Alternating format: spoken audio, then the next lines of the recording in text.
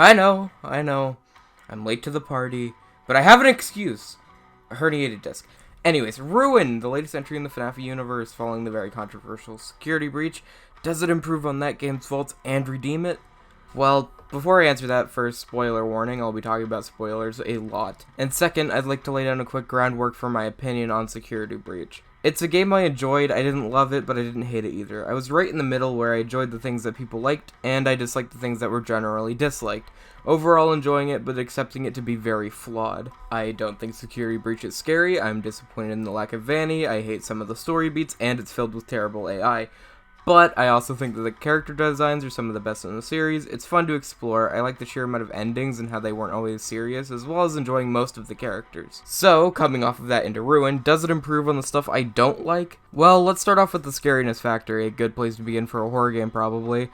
The good news is that Ruin is definitely much scarier than Security Breach, so that's good. Generally, the atmosphere for the game is vastly superior to Security Breach. The environments are pretty good to great looking and are all much darker, which is excellent. While I don't know exactly how the building got like this, it does make for a much more fitting look for a horror game, and they're used to pretty good effect. The digital versions of the world are also very neat aesthetically, while also managing to be somewhat freaky at points. I feel like it could have been pushed a little more than it was, especially with the hints of Cassie's mind warping certain things, like the vending machines becoming Roxy themes because that was her favorite animatronic. The idea of her digital world becoming more warped with her perception of things as she encountered more and more dangerous situations would have been a cool way to enhance the horror a bit and keep it fresh as the game went on. But, oh well. Another thing I want to quickly highlight is the sound design, both for the digital world and in general, because it's just fantastic. The environmental noises in the normal world are all great and really put me on edge. And the virtual world sound is really unique and very creepy at points. The sound alone elevates the game's horror by a good amount, so huge props to the sound team on this game because it's easily the best in the franchise. But, unfortunately, I feel like the horror peaked really early on. As the game went on, I was less and less scared. Not to say there weren't moments, but generally when I didn't know how to deal with MIMICCC, that was when I was the most scared. But after finding out that it's kind of a complete pushover, it kind of lost a bit of its luster. There were some moments with it that were so spooky, and the design is pretty creepy, but overall I was kind of disappointed in the usage of MIMICCC. Other foes were also in the same boat, all great designs, but left me underwhelmed. I guess we can go in order of the segments where they can actually kill you. Sun and Moon were fine, the segment was okay, but the lack of them actually chasing you kind of deflated the tension. I like the characters a lot, and Eclipse is cool for the 5 seconds we see him, but outside of that, it ended up being a very nothing segment that was probably worse scare-wise than the original Daycare. Glamrock Chica is kind of nothing in her segment, she's just there. Very easy to deal with and very short, kind of disappointed with that. The giant cupcake is set up to be cool, but it literally doesn't do anything. I think a section where you have to weave through an area with this cupcake trying to block your path and Chica chasing you or something along those lines could have elevated the section significantly, but nope. Monty's next with the water, and it was kind of cool for a second, but then it's just a waiting game. I didn't die at all, and the water effects honestly looked bugged. It's a cool idea to have the gator act like a gator. We're briefly put in the actual sewer, so I think having a prolonged section where you're locked in a sewer or something, and you have to get out through a puzzle while Monty is hunting you could have been neat, but as is, it's okay. It just feels like it ends before it even begins, and Monty's death is very anticlimactic. Next is Roxy's section where you need to lure her. Pretty basic stuff, but it wasn't bad. Not scary in the slightest and easy as hell, though. Once again shows the problem of how short the sections are. She kinda just gets trapped without your interference, and I think it would have been cool if you had to be the one to cause her to get trapped so you can reset her. Again, another issue of the sections just not being long enough to introduce interesting things with the systems they've set up. Glamrock Freddy was just kinda goofy in all honesty, but the chase wasn't bad. Easily the worst case of not developing the section enough though. Freddy appears for all of 2 scenes and then literally disappears for the rest of the game. Both the section itself and the lack of seeing the actual Glamrock Freddy we've grown accustomed to is disappointing. It makes the whole thing incredibly forgettable, outside of the unfortunately laughable design.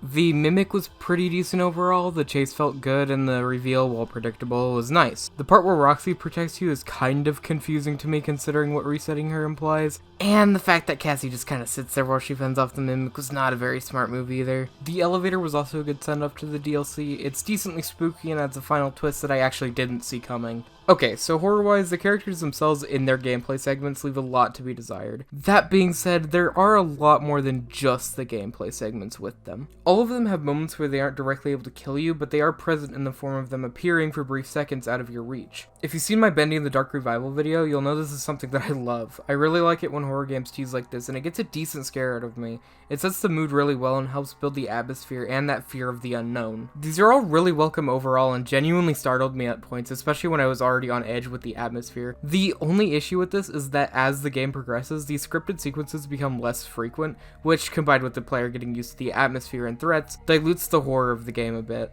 And when you remove the horror from Ruin, you unfortunately aren't left with that much.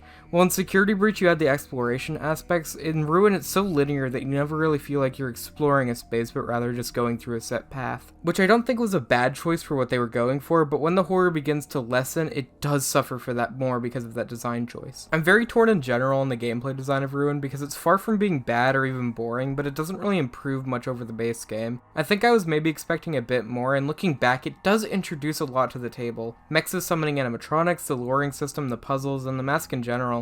But none of these concepts, with the exception of maybe the mask, do anything interesting enough to make an impact. The only other main difference being the level design, which I think does complement the style of gameplay slightly more.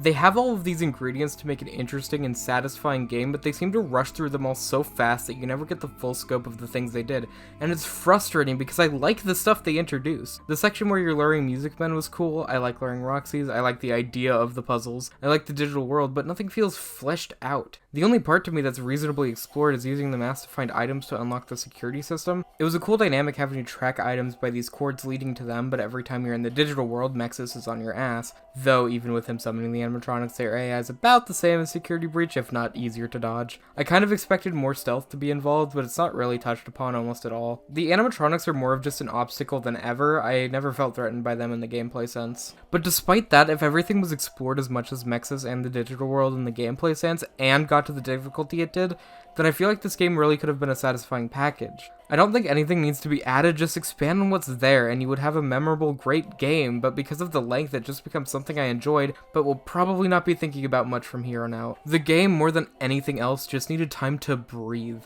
The animatronics never feel like they're hunting you, but more so you just stumble across them and then move on with your life. Everything feels very rushed through, and none of the things it's rushing through are necessarily bad, but it feels like they're over so quickly I have no way to appreciate them. Like, the set pieces that are introduced are cool. I like the concept of Monty being an actual gator. I like the concept of luring blind Roxy through doors to progress. I like the concept of Moon and Sun combining into one, but all of this is done so quickly that nothing leaves much of an impact in the long run. Nothing here necessarily feels broken or unfinished. In fact, I'd say the DLC overall is much more polished than the base game, which is very nice, but I feel like the game could have easily been twice the length with the same amount of content and it wouldn't feel bloated. The whole game almost feels like you're just walking from set piece to set piece to set piece, and they're cool set pieces, but they just don't do much with them, and on top of that, they're so easy that in most cases you're doing it in one run, so it feels like nothing has any threat.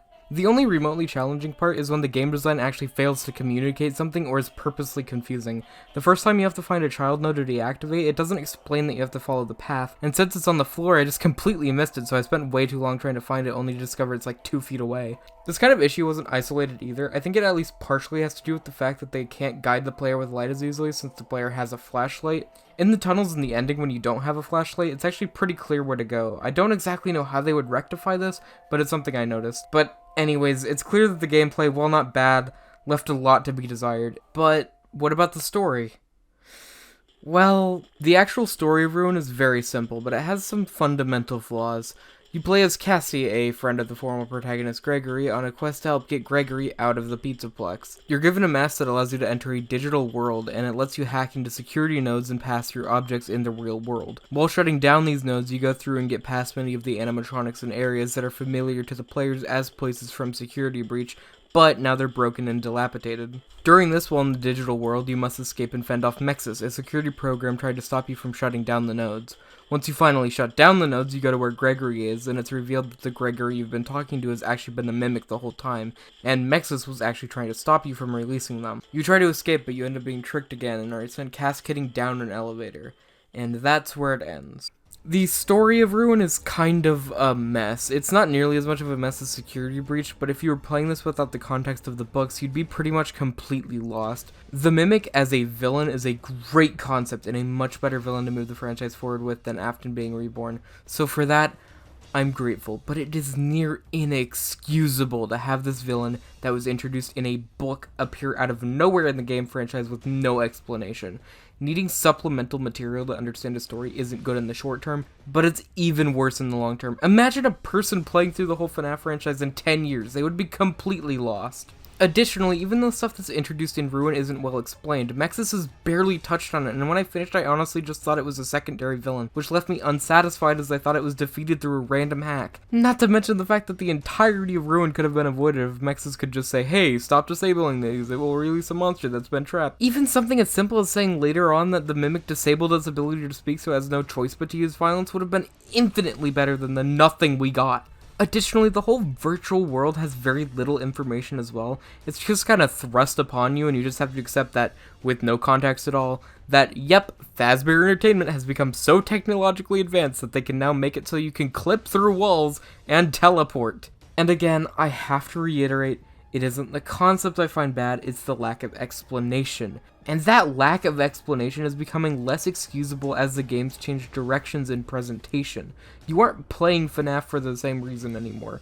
The older games hold up because despite their messy lore, they're still good games that are focused on their gameplay rather than the story. But with the direction the games are now going in, they seem to want to lean more into a narrative-based adventure game. And if you want to do that, you have to have a solid narrative. But they seem to want to keep the mystery of the old style of games, but it just doesn't work anymore with the style of modern FNAF. While the gameplay in Security Breach or Ruin isn't bad, it's not the selling point that the old games used to be.